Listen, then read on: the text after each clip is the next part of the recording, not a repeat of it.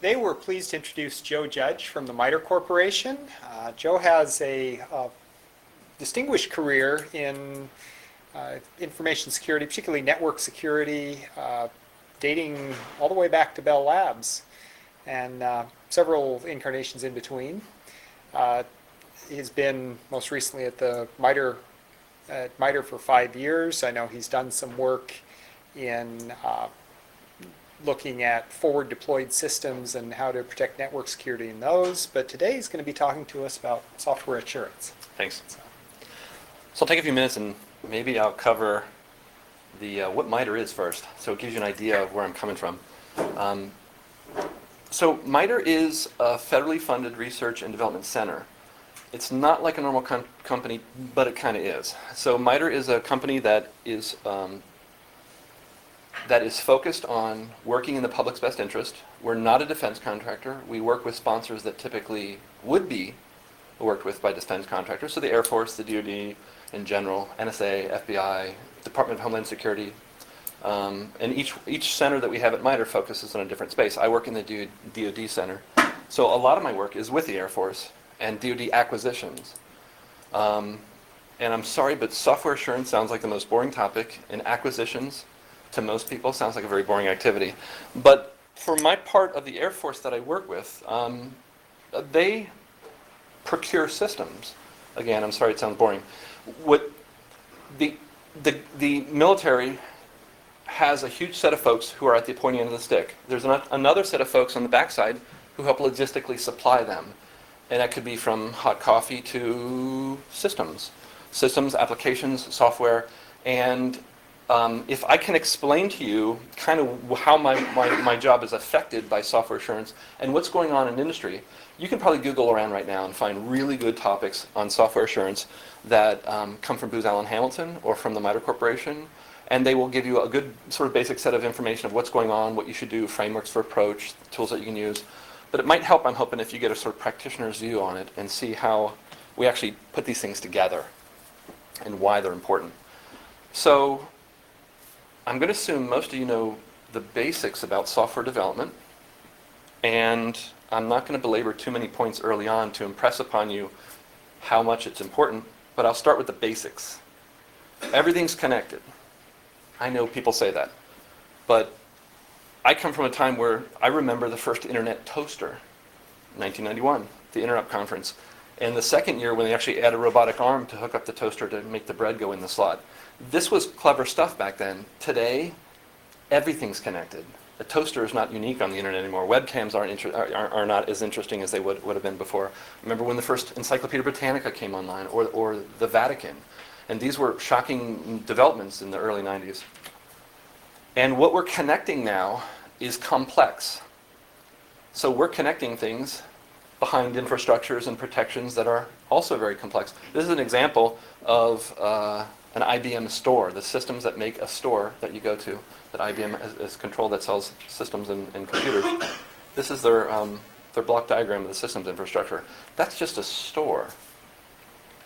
So the important thing to me to note is I keep thinking of the internet, I had been, as this thing that's built up of pieces. As engineers, as developers and engineers, we view things as atomic components that you put together, an ISO stack with applications at the top and hardware way down at the bottom, and that we picture an interconnectivity, an internet, a cyber, whatever you want to call it, the matrix, as an expression or outcome of this thing that occurred. But okay, that's true, but flip it upside down. Right now, the internet or the cyber infrastructure connects, underpins everything now. You have a piece of equipment that measure temperature on oil pipeways connected over the internet. You scan enough, you'll find one. There are lots of neat pieces connected to the internet, and these now connect things you wouldn't have thought connected before. So these pieces that we connect, Google today, you hear stories about the United States power infrastructure and Chinese hackers and the GhostNet and people are breaking into the power infrastructure. There's one example of sets of computers that control our power, our electrical power infrastructure, may or may not have weaknesses because eventually, at one way or another, they're connected to the internet. These things are built by people who write software and stick it on pieces of hardware. So this is an example of a software flaw. It's a dumb mistake. I have a floating point integer that's held in a very large sort of 64-bit bucket, and I shove it into a 16-bit integer bucket that's signed. You have to watch out, right? I mean, at some point, you're taking a large number, shoving it into a smaller bucket, and the top bit set, so now it's flipped negative. And if I took 65,536 and shoved it into a long int, signed int, does it make it -1? Or is it 65,536? Signed and unsigned becomes important. All these things become important as software developers. You're supposed to know this stuff. A lot of languages will cast things for you, but how it actually cast it, what was it that happened? And especially for test cases, are you testing that the kind of data that we shove in here is within a certain range so that it doesn't overflow, or are we testing for overflow? But I see it from a different point of view because I've made these mistakes, and they're easy to find, and there's tools available there. But these flaws that we put in, I don't know if it was an accident. This flaw, for example, this exact source code was part of the Ariane rocket. The French, out of French Guiana, they set this rocket off after a decade of work and about $7 billion of programming and time and building and engineering and loading it up with $500 million worth of cargo, and it flew for about 40 seconds. They had a problem with that 64-bit number being shoved into too small of a bucket, and it made a mistake. It didn't cost any lives in this one, but we have examples. The Patriot missile, in the first Gulf War, we had Patriot missiles that would shoot down Scud missiles, incoming Scud missiles, and we had a problem where we round numbers a little bit off. And so it would just miss the Scud, and the Scud would hit and kill people. So my point is, go back a slide, software flaws can have real-world impact, not just financial, but we have software everywhere now.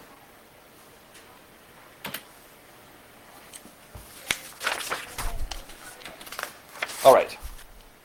Now, from my point of view, when we're acquiring software, you guys are building software for me.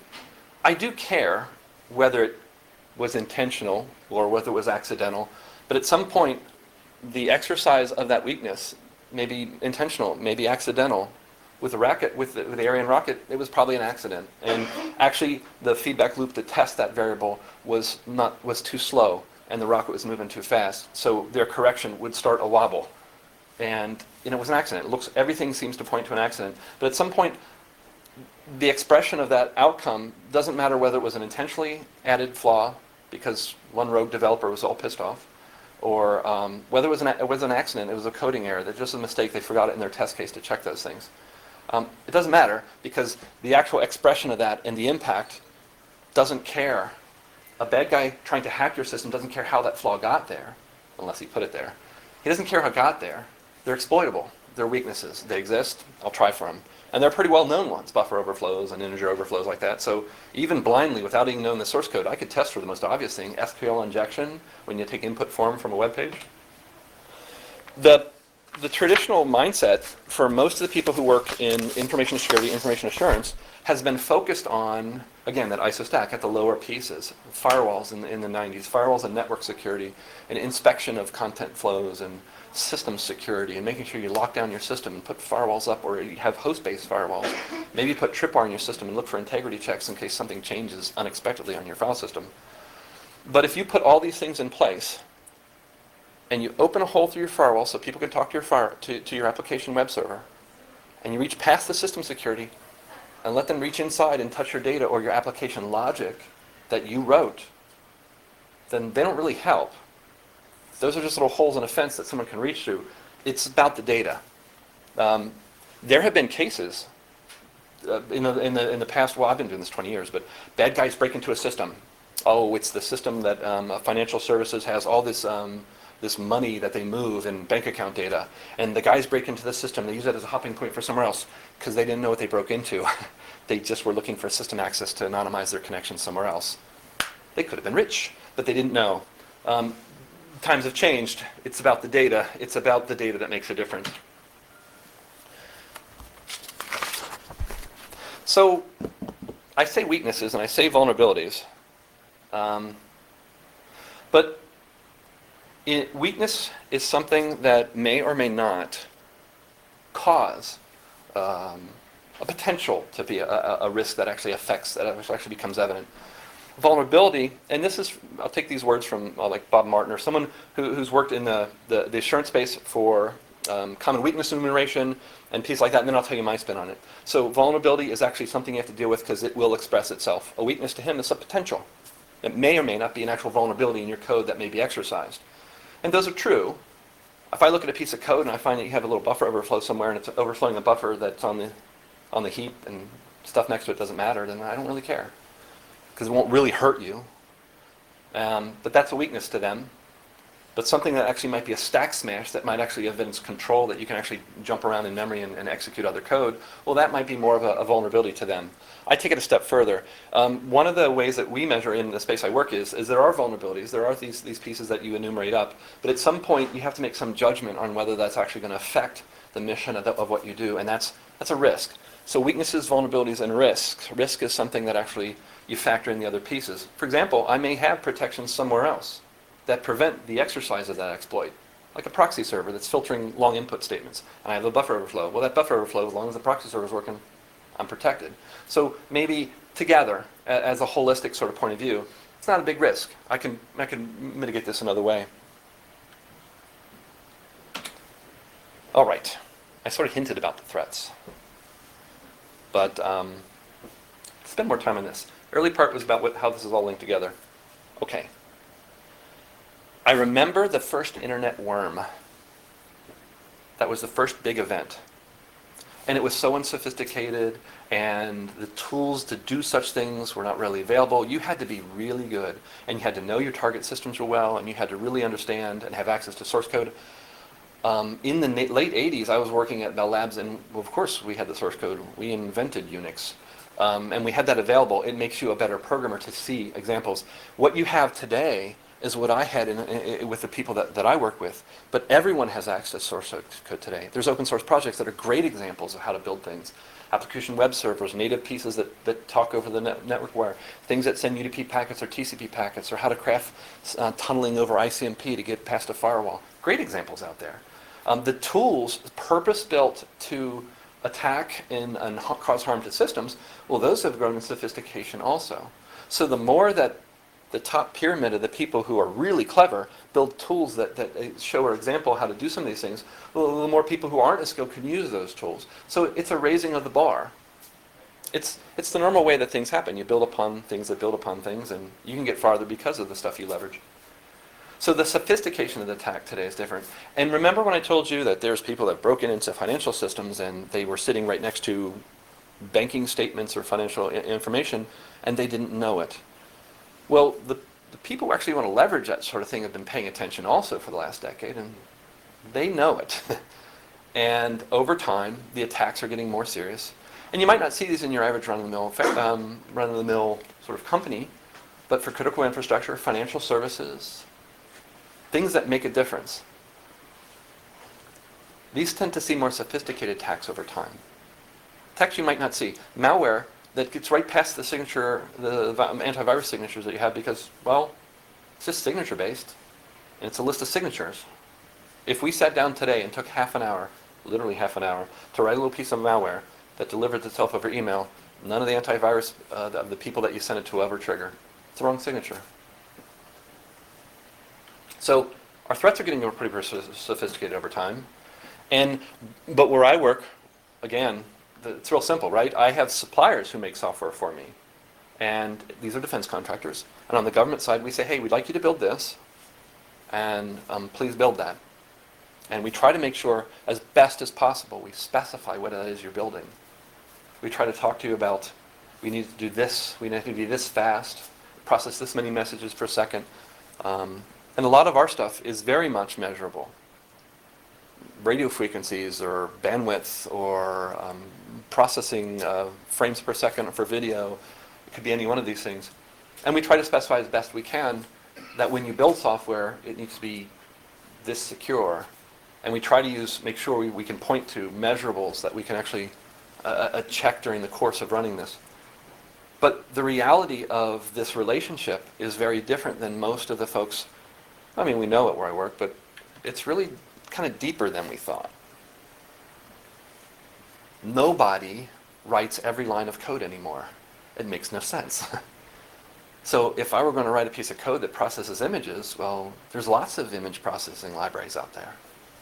And some of them are available freely in open source. Some of them are commercial libraries. Some of them are various licenses that are free within quotes or free with actually as in beer. Could be shareware, could be privately run little groups of people that just do their own code chunk and library and make it available on Google Code, or it could be a group of people that actually collaborate, because there are all different kinds of projects out there. And it makes sense to leverage such things. You might build it yourself, but even when you build it yourself, you leverage some kind of libraries. So no code today is ever really sort of done in a vacuum and in a clean room. And I'm sure for some programs, from some special applications needs, they probably do that. Everything from scratch, work in a clean room, all that stuff. But for most of the things we do, we collect and aggregate, we integrate, we build glue code and stitch pieces together. Because a lot of times we're facing the same things you guys are. We have time, cost, and schedule to hit. And my Java media framework's not working, and I think I'm just going to scrap it real fast because I have to hit a deadline, and I'm going to go get this piece of assembly code that does the screenshot, and I'm going to collect the things in a directory and just SCP them over or rsync them. Because you know what? It's got to work. That's a kludge. That's a hack, but it works. So you make design decisions. You make shortcuts. You do where you can to meet the need. And if it doesn't matter, but what I do matter is about affecting that supply chain so that when they do design decisions like that, where they do make implementation choices, that they try to make good decisions about it, so it's not done in a way where it's maybe more insecure. Because honestly, you could do it this way or that way. Actually, I have a problem that can be solved that many ways. Actually, I really want you to figure out how to solve it. I just want to set the goal, and I want the designer and the developers and the engineers to help solve how to get there. I don't want to overly burden them with exactly this is the path I want. Well, then write the code yourself. So we work very hard on telling them what we want them to produce, not how to produce it. But in some cases, when it comes to software, we do want to specify a few things. All right. I'll keep beating this dead horse about threats. So if you buy my story, and you don't, a lot of security is viewed as hand-waving, and maybe we're, Chicken Little. This guy's really not falling, and come on, how likely is something like that to happen? There's a book called Blind Man's Bluff. It's awesome. It's about submarines and submarine warfare in the 1970s. And there's a story in there. And in that story, they talk about the new class of nuclear subs that came out. We had them first, and we were quiet. Perfectly quiet. They couldn't track us. The game of submarine warfare was sonar and listening, and you'd hear them and you hear whoosh, whoosh, whoosh, just like the old World War II movies. And you'd hear the whoosh, whoosh, whoosh of the blades as they're pushing the little diesel engines through the air. And as soon as you go nuclear, quiet, no engine noise. But what you get is propeller noise, maybe. Depends how you design your propellers, and we were really good at it. We had subs that no one can follow, which meant we could sneak behind them and follow anyone else. We were awesome at it until they came out with nuclear subs. And they had the same things we had.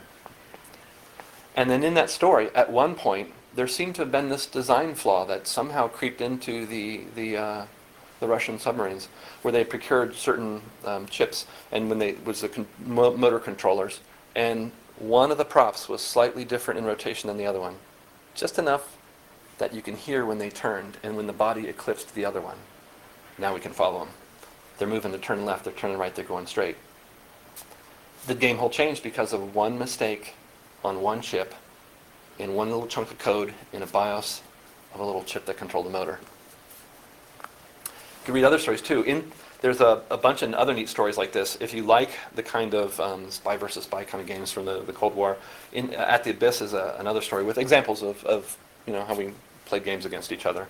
Well, if that's what we were doing in the 1970s, imagine how much time has progressed and how better we've gotten or they've gotten and how the competition has happened in normal Darwinian evolution.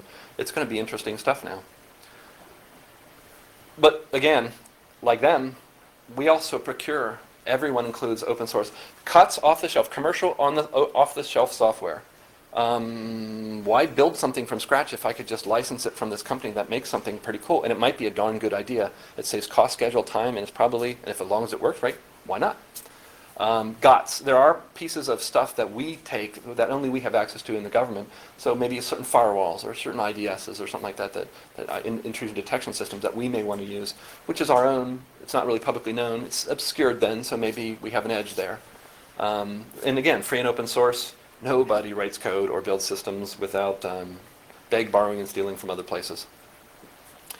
An interesting side note, though, is I read a neat report about software reuse. This is not software reuse, right? This is someone purposely built a library to do JPEG compression with wavelet JPEG 2000 or something.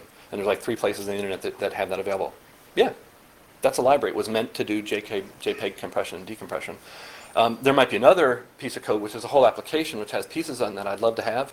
But it turns out no one really does software reuse. They don't steal code from each other, because it's more work to craft someone else's code into your needs than it is just to write it from scratch yourself. But the libraries are what I'm talking about, whole cloth libraries that do an atomic function that you really want to leverage. And I know this sounds odd, but these have a provenance.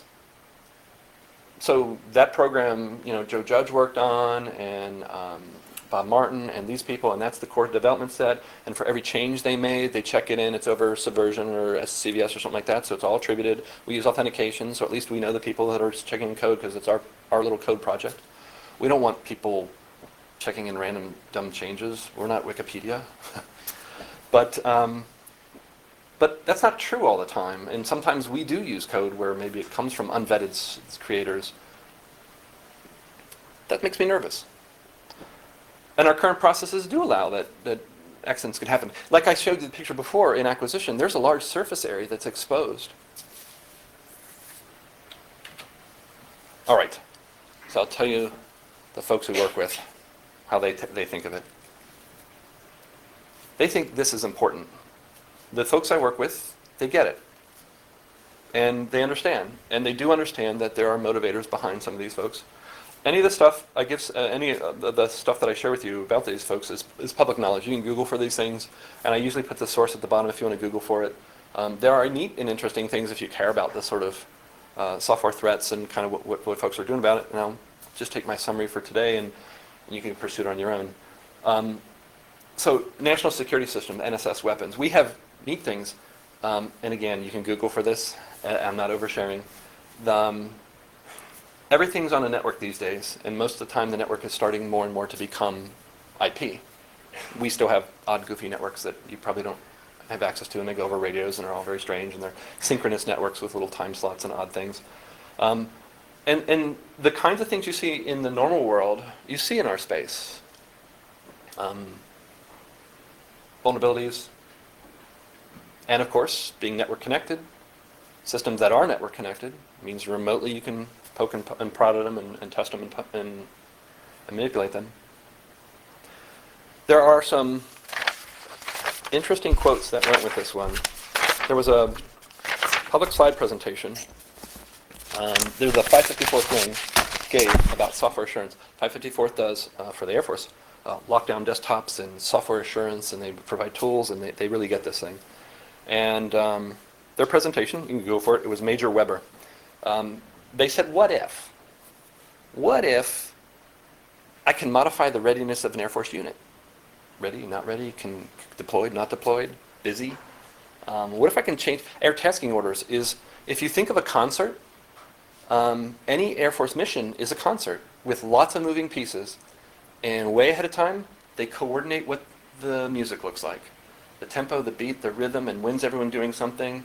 Think about it. I mean, we have planes that'll go 20 miles and run out of gas because they're burning real hard. So 20 miles, I'll have a tanker up and ready, then they can refuel and come back. And you have all these moving pieces, and there might be thousands of these actors playing around in the big theater. And what if someone can alter the pieces of that? That would be bad. What about financial information? Just modify, if you can break into the system that deals with, maybe paying our airmen and modify their financial information. A guy worrying about his finance because he didn't get paid for 2 months in a row is probably not focused on his job. What if I could change the status of the munitions? Well, that one's already shot. Don't worry, you're out of ammo now. That'd be perfect. Or in my space, more on the acquisition side, what if we put out acquisition documents? You can go to any website, this is public knowledge. Here are the things we're asking for an RFP, and the defense contractors post back. It's a very public process, very transparent. Here's what we're asking you to build. And anything that's really secret, they move to another place. But for the unclassed stuff, here's what we want to build, here's the kind of airplane, here's what we want it to do, and we solicit your proposals. And what if someone changed that? Changed it after, changed it before. So data integrity, all these things, these guys get, and they get what it could be. Now, I keep talking about software development, but also notice I keep talking about things that are not software, which are really supply chain things. But when I think about software development, I'm like you. I'm used to writing code. The actual maybe deployment of it, I'm done. Here you go. To places that actually move lots of pieces of code and they update and upgrade infrastructure. Think about Microsoft updates being pushed out. That process better be secure in and of itself. Or you can have the best, most secure piece of software, but if it's not tamper-proof when you're delivering it and someone accidentally mucks with it or on purpose mucks with it in delivery, you've got a problem. So you think about the kind of effort they had to do to secure that. This stuff could kill us if we get it wrong. If you run a piece of software on a wildly insecure system, hey, everybody, here's the root password, just log right in. And we'll just share that account so we don't know who did it. Then that's a problem, because no matter how good my software is, if you can modify its configuration or modify its variables in memory or modify the binary, then I don't have much of a chance. So I worry about all these pieces as well as sustainment, because once we're done, it's not fire and forget. We put things out to the field to do a purpose. And of course, we deploy today on Windows XP Service Pack 3, but that thing might be in the field 10 years.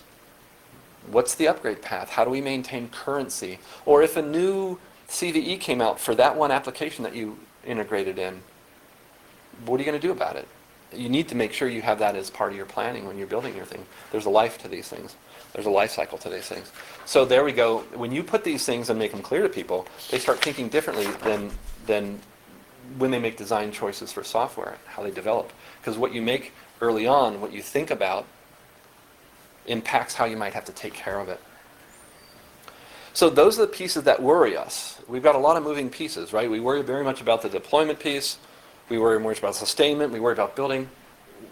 We have worries all over, 360 degrees. But the good thing, I'll say good things now, not threatening, scary things. Good things are, what to do about software assurance is not rocket science right now. We still have things to solve that are tough, but there are some things to do. Even at the highest level, if you can do a repeated set of systematic activities to make sure you increase the trustworthiness, the reliability, the resilience, a predictable execution, the ability. Now, depending on what organization, right? If you read any NASA document, they worry about safety, and safety is their trigger for software assurance, because they worry very much about a rocket doing the right thing and not publicly, visibly blowing up and hurting people. And that's a driver for them. And in other places, you'll find there's a different motivator. And often in security, you hear people talk about confidentiality, integrity, availability. Well, in some places, one of them is more important than the other. Doesn't mean the other ones are unimportant. But if you worked at a place like financial services, my example from before, integrity is real important. When I write down that person has, or I compute somehow that person has $5,123,000 in their account, that number better not change. It better not get bigger or smaller, because that's a bad thing. I have an SEC worried about me, and I have people that would complain if the money disappears, and I have people surprised if the money increased unexpectedly. So they do care about disclosure, but it's a quick race, and integrity might be slightly more important in some cases. Well, I work in a place where maybe confidentiality is more important right now. What we have and what we know, how something's built, is much more of a threat or a concern than maybe numbers in a bank account or something like that. So you'll see from different organizations that the thrust is differently. The folks, I guess the first one's the National Security Systems. The Committee on National Security Systems is a good one. That's why I sort of made it bigger. But you'll see a theme here. So I keep talking about software assurance, but let me tell you how I see it. It's good behavior under an umbrella that stitches together other disciplines. Well, take information assurance. I'm really an information security guy that just happens to have spent a life being a developer. It's not true for all information security people. So they have very much controls and rules they need to worry about. We have a list of controls called IA controls. The 8500.2, it actually, first half is boring reading, but there are a bunch of technical pieces in there. For example, if you're going to build a system and you're going to manage users, how you should store user account information and passwords, how do you manage them, how do you get them to show up, how do you get them to leave the account system, how are they triggered by a person leaving the role or responsibility, and what do I do about knowing the state of that person while they're under management, like has he logged in 30 days? Maybe I should idle out his password until he comes up and asks for it again. He hasn't touched it in 90 days, maybe he needs to be locked out. So there are rules like that. Well, wait a minute. If you guys are building systems that I'm the security guy for, wouldn't it be incumbent upon me to maybe tell you about that rule? So when you are designing it, you can make design decisions. Derived requirements from the IA controls that say, well, you know what, we were thinking about plopping this Java application on top of a Windows box. Why don't we just leverage the controls and the user accounts from within Windows and just make it a normal application, as opposed to making it like a kiosk mode where you log into our application, because then we don't have all this extra work to do. Perfect design decision. In some cases, maybe in other cases you have to do something different. So there's an example where software assurance, it might be best met by maybe systems engineering people and information assurance people talking to someone who actually writes code on the program, so together they make good design decisions. What we see a lot is this separation of roles, where information security people are worried about firewalls and intrusion detection systems and antivirus and technical controls. All right, I have a graphic that moves this way. I said it before, but not really importantly, but it all really comes down to predictable execution. I want my programs to do what they're expected to do, what the user asked for it to do, and users with requirements are not always clear, and they don't ask for all the things they want, or maybe they do, but it's not really the stuff they need. If you are the person making design decisions and implementation decisions, and writing code is an activity that is actual design at the point you're actually making the code, there's no one who's going to tell you a requirement so clear that you're just cutting code like a code monkey. When you're writing code, you're interpreting a requirement typically, and you're making good decisions based on what the language offers you or choices. You may not have the choice of what language to apply, maybe you do have a vote in that stuff, but when it comes to writing code, you're making design decisions. So it's about predictable execution. It's about the code doing what it should, regardless of whether or not the customer specifically said, well, I want it to process these kind of messages. Oh, I forgot to tell you, when it gets any message that isn't like those, please reject them. That almost smells like common sense. It's a robustness issue, an availability issue that a designer or a coder would probably code it the right way, but that always doesn't happen. So what we're focusing on now too, I notice, like I said before, that we often look at, they give requirements, we interact with the user, we build them, we look at policy, and we do what we need to do, and we test for what we need to test for, and we have those hurdles we have to hop over to get it out the door, either a deadline or a user acceptance or something like that. Commercial industry has the same thing. But like I said, there should be a set of things too that you should bring to the table saying, and here's how it should act when things are bad. So the use of lots of stuff available out there today, runtime analysis and fuzzers and things that actually distress your application, perfect stuff. Here's an example. Back when I went to school, there were dinosaurs roaming the ground, but my department head allowed me to do a small project on the side. I just was shy a couple credits to graduate. And he goes, okay, so, pitch something. And I pitched a little robot tethered to an Apple II, 1981. And that's what we built. And worked all the pieces, ready to present my end of quarter. And the first thing he did was ignore everything I said and start pounding on the keyboard. I almost freaked out. He's just pounding on the keyboard trying to make it do something wrong. That's exactly the kind of testing we should be doing sometimes. It is not what people expect. It's easy to test what we want. Here's a summary slide. Again, I'm just going to rehash all the same stuff. There are things we can do. There's a lot of big words here too. Threat modeling and analysis and requirements engineering and failsafe. There are a lot of software engineering and software quality engineering stuff you'll probably learn. Now, moving forward, I'd like to tell you a little bit more about kind of what I'm doing and how we're applying some of these things and why they're important. Okay, I call it current progress, but it's really how things are happening today. Okay, I think you guys get it. There's a problem here. Software could be coded accidentally wrong. It could be on purpose wrong. And Lord knows we take these things and put them at places where it's exposed to risk. Everybody does. The internet's a great risk laboratory, a threat laboratory where I deploy software, see what people do to it. This is a software assurance problem, but it's part of the mission assurance problem in a general overall umbrella. And again, mission assurance, again, is a set of activities that integrate these pieces, not just for the purpose of software, but for the rest of the pieces too. There are significant risks across the life cycle. And we're working within, you guys have probably never heard this stuff. So everyone has a life cycle. We have one too. It's called the DoD 5000. And it's a set of phases where you decide and select and you build and implement and you deploy and run. You can pick any life cycle. It has phases. And there are lots of people trying to break this down into something. You have these phased set of developments where you're making sure your requirements are right before you cut code. You're implementing in a way that makes sense, and then you limited test it. And then you deploy it in a limited way, then open up to greater deployment. It's a staged set of things to do. But in our world, we also have this thing called DIACAP, and it has a subset of stuff we do for the Air Force called SISU. And it is exactly the security pieces specifically. Well, I forget the engineering part. There's a lot of parts there, but just focus on the security pieces for a second. Answer these questions. And that's what I spend my time in that space. And it's activities spread across the life cycle of that design and develop and deploy place. Every day that we work, we make a case. We're like lawyers. We defend what these guys built on my program. If you guys are my developers, my job for like the IA person for your group, the information assurance person on your program, my job would be to make a case and defend why what we built is allowed to connect to the Air Force networks. That's my job. My job is to be working with you all along, so when I make that case, it withstands scrutiny, but in the end, near the end of the different phases, I'm defending a case, either through the design phase that you designed it right and here's why, or why we built it right and here's why. And that includes test data and methodologies or any kind of documentation that I can show that shows what we're doing. But what I don't have is actual arguments to make a case like a lawyer. Well, actually it is more like a lawyer.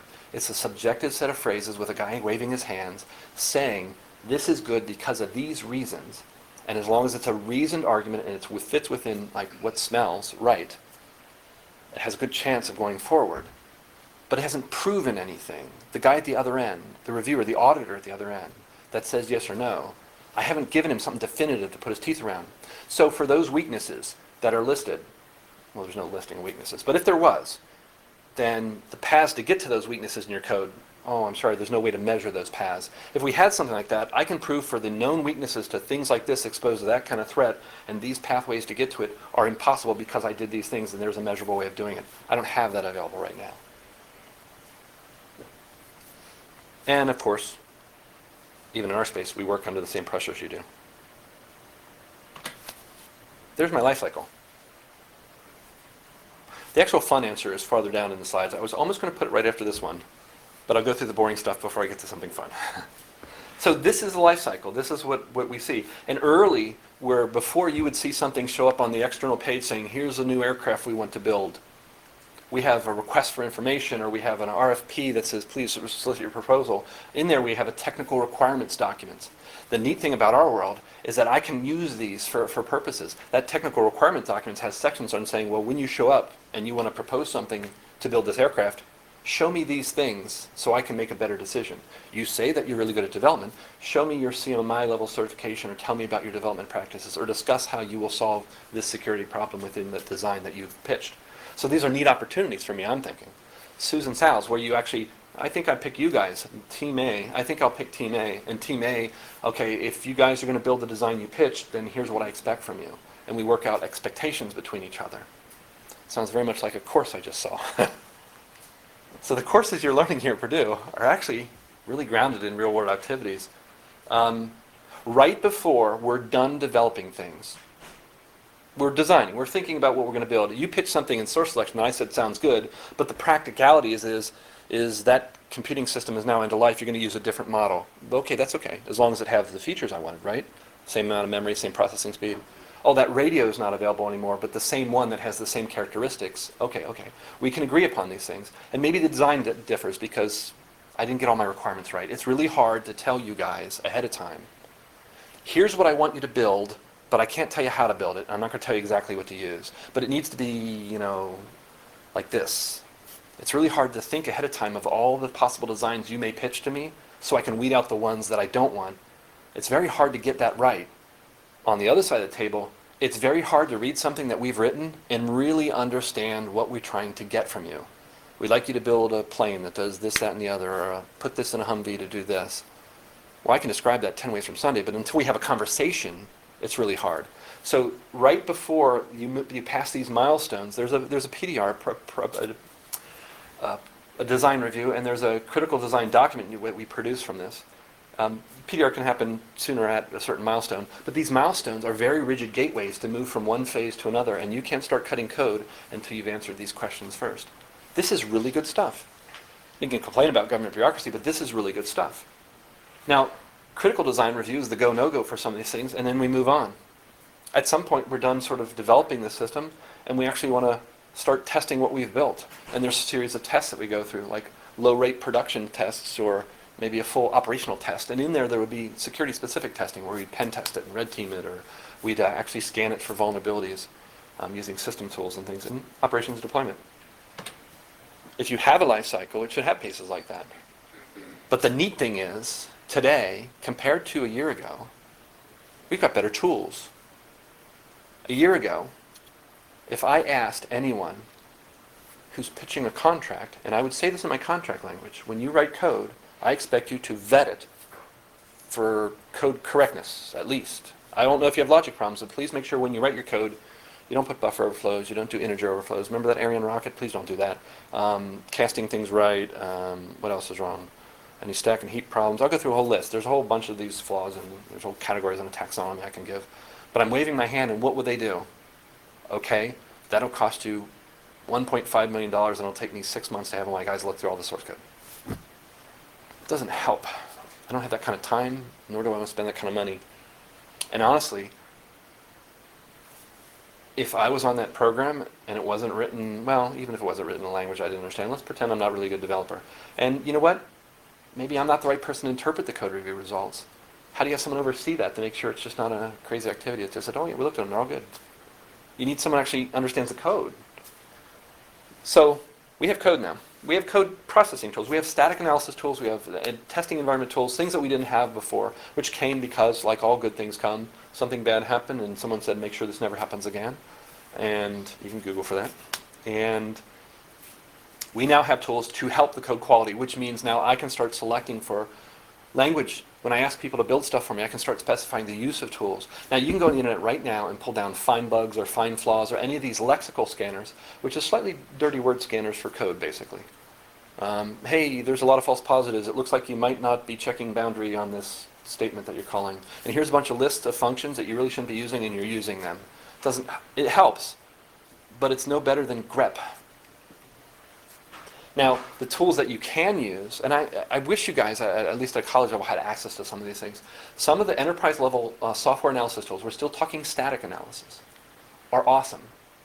We actually, at the Air Force, have a Center of Excellence for Application Software Security, the ASACOE, Application Software Assurance Center of Excellence. Everything in the military is a Center of Excellence. Sometimes they're excellent, and these guys are. They've connected with Cigital and with the use of Fortify, SCA tool, the software code analysis. This thing's very powerful. Pull up a whole C or C++ project, and it doesn't just lexically scan the code looking for obvious, maybe code correctness problems. It can find where you're casting an integer and maybe the overflow would occur to you. But it reduces all the false positives because it takes it a step further and actually analyzes the execution path, data paths, data that is taken from external data sources and ends up at a sink without something being done with it.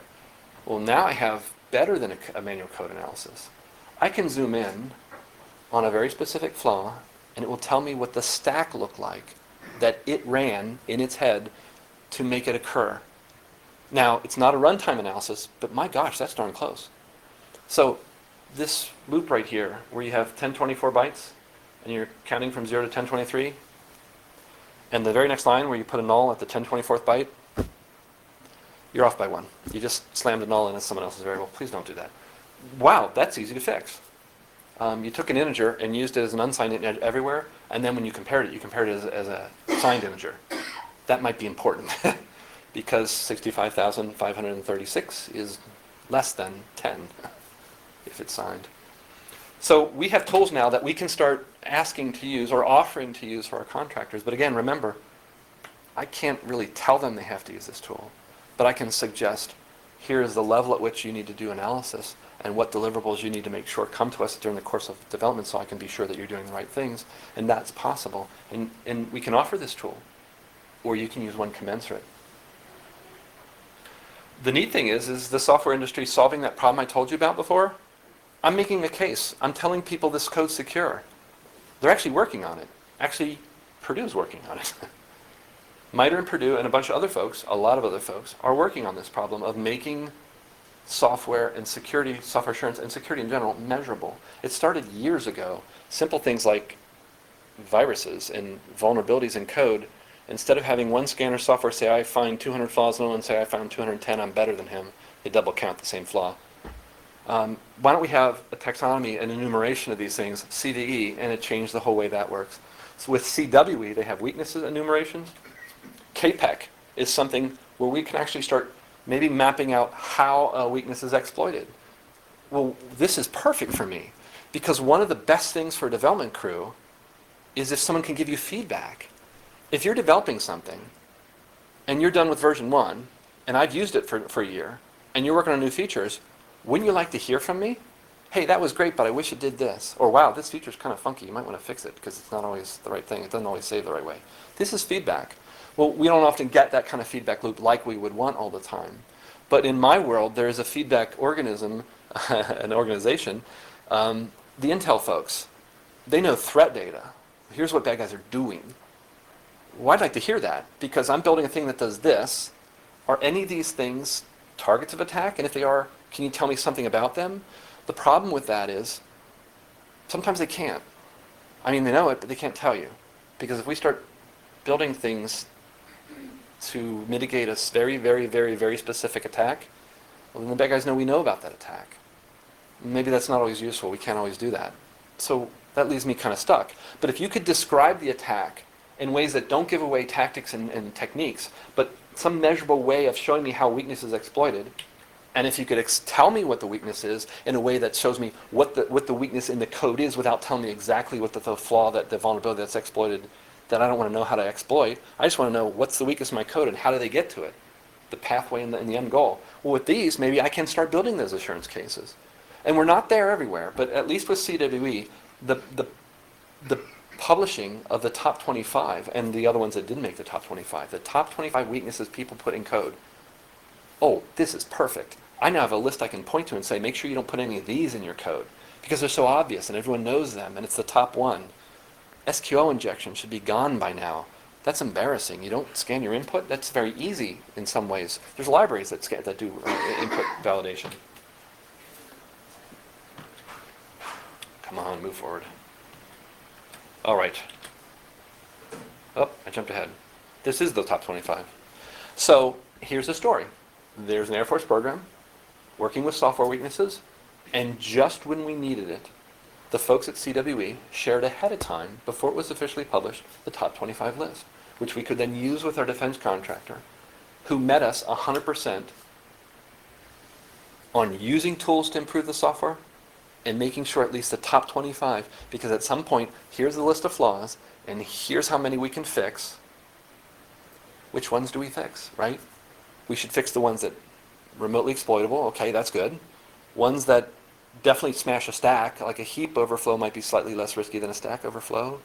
And if it's not in the top 25, well, that's what we did. And right now we're exploring how do we get this better? How do we move this along another path? So we're still keeping our eyes on. This is where something like an effort of changing the context of the security problem is important. I live in a world where most people go, it's really nice that you guys are trying to a taxonomy or an ontology and I don't know the difference and why would I care? And you're trying to enumerate flaws. Okay, whatever. I've got this stuff to build and I need to make it better. you didn't tell me how your stuff is going to help me. So come back when you have a tool or something. Well, no, this is a direct example how something that's trying to change the context of the security situation for software could be used in a way directly, with or without tools, to maybe specify something that we're talking the same language. These are 25 things I don't want to see happen in my code. There are lots of guidance from the folks I work with, folks outside, working groups trying to figure out how do you apply these sort of things. And I've read and distilled some of these, so I'm going to quickly move down to the place where I can tell you what I'm doing. Here's a nice scary report. Actually, MITRE was part of this, and it's the mission impact on foreign influence on DoD software. It overly focuses on foreign influence, but the tactics, the things you can do to make sure your code is better, using static analysis tools, making sure you secure them when you have a repository and putting them away, making sure that you track all changes and additions to code with some kind of authentication that will withstand scrutiny. These are good practices. There's been developer guidance around forever. There's like Google anywhere, you'll find a list of, please don't use these things when you're doing C and C++. Here are good things to do. There's tons of coding sites. But anyway, there are things that we can actually point to. Documented guidance for writing code. And the DHS, the Department of Homeland Security, has spent a lot of time on this because they care very much about this. And these guys are starting to act as an aggregation point. And you read any one of these practices here, whether you do some architectural threat modeling. So when I'm building this thing, what's it going to face? That would be nice to know when you're designing it.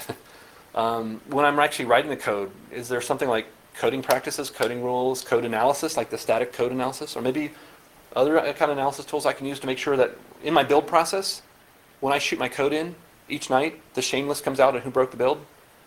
Run that code then. Or run it every week on a build or an external build. Is there any other test tools I can use? Can you do something to the system to see if... So these are very good processes, and they're very agnostic. They're not telling you how to do them.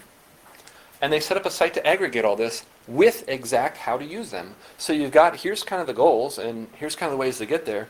This is a cheat sheet for doing good software assurance. If you take these couple pieces that I put in these last bunch of slides, here's the boring part. Ironically, and I do love the ISO standards. There's an ISO standard for doing this.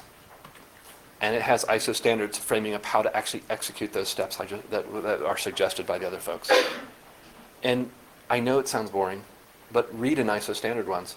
These things are actually very good. We were using in the financial industry ISO standards and the British standards before that for information security because here are 10 domains to worry about and here are the kind of controls you need to make sure you answer for yourself if you want to be secure. It's a cheat sheet. And it might not be perfect. Like the controls we work with in the Air Force. They're not perfect. There are 132, 133 controls that say you have to do these security things. Not perfect, but they are a list. And they do have a spirit and intent that actually solves a problem. And if you do knock them down, that's better than not having a list. It's better than not doing those things. So here's what I thought I'd do. Take those things early. Apply them at these places. Put design improvements in. This is my build-up slide. I'm going to get quickly to the end because we're right out of time. Okay. There's my summary. So all those pieces I sort of rambled on about all do come together in what I'm doing. I'm trying to leverage template language or ask for things I know I want to see. I want to see static code analysis used. Well, how do I ask for that? How do I specify when you build something it's good enough? A measure. Because if you say it needs to be done a certain way and there's no measure to do it, it doesn't happen. The things we are missing are feedback loops, like I said. And we're trying to figure that out now. And we're still looking for those metrics and measures from the industry. Thank you.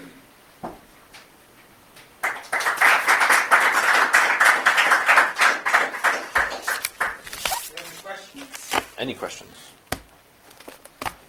Was that boring? I have one. Actually, it's an interesting. I was just thinking of a completely different domain. I'm involved in aviation, and the checklist, which every pilot runs through before you start your plane. It's like a religion. You do this, but and you may not agree with all of them all the time. But if you look at aviation, like at Air Force data on fatalities, aviation accidents, the introduction of the checklist is the single biggest drop. Yeah. And to what extent do these ISO standards or some of these others provide that level of, I mean, So could they be used the United almost States at that level? The United States is different than Europe, right? Speaking from like a financial services perspective, the way that security or attestation works in the United States is, I want to do business with you. I want to exchange financial data because you're a bank and I'm a mutual fund company or something. Well, okay. Well, I worry about him and he worries about me. So we hire auditors. Third parties come and look and they make an attestation. Yeah, trust my name, PricewaterhouseCoopers or whatever you want to pick a name. And I looked at his data center and his computer controls and his general controls on handling money, and he's good. He meets standards. Well, he does that to me and everyone. So they have these few very well-known ones. So attestation is the way it's done. They take a third party that makes a statement about it and backs it up with, money and sort of like risk management for like an insurance company would do, shift the risk to a third party. In Europe, it's very different. They look to standards-based and conformance to a standard. That's why the ISO standards generally impact Europe and Britain much more than they do us. But the sad thing is even if those aren't being held for us to be compliant with, they do solve a lot of problems. And I see smart places using them in the United States. I don't see them enforced in any way, though. Any other questions? I'd like to thank you. Thank you.